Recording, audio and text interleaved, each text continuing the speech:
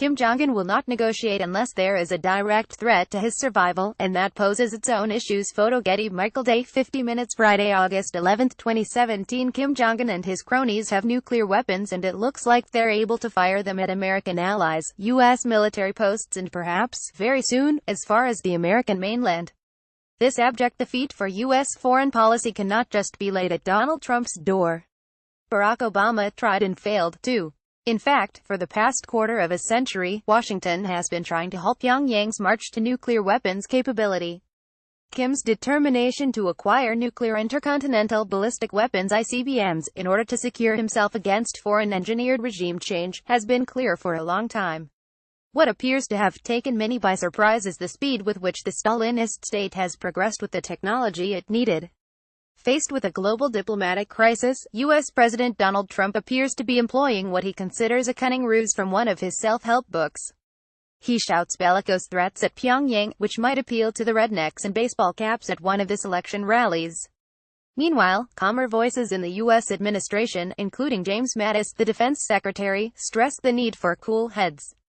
Given that the red line set by both Obama and Trump, that North Korea would not be allowed to obtain nuclear ICBMs, has been crossed, threats now will appear empty rhetoric. But the danger is not receding.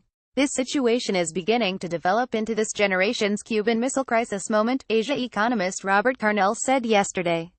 While the U.S. president insists on ramping up the war of words, there is a decreasing chance of any diplomatic solution. And the small but realistic chance of a misunderstanding that could up the ante even further is the stuff of sleepless nights.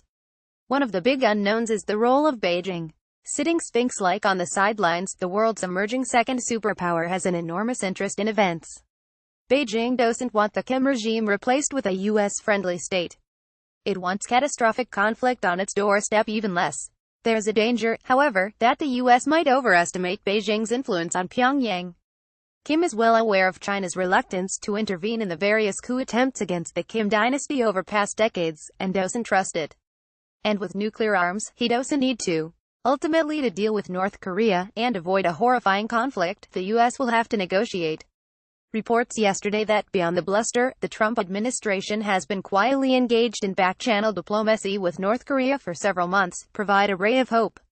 The talks have done nothing so far to reduce tensions over North Korea's nuclear weapons, but some diplomats say the behind-the-scenes discussions could still be a foundation for more serious negotiations.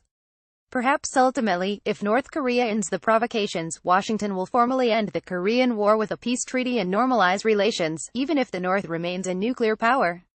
Unthinkable, perhaps, but the alternative is worse. inews https inews.co.uk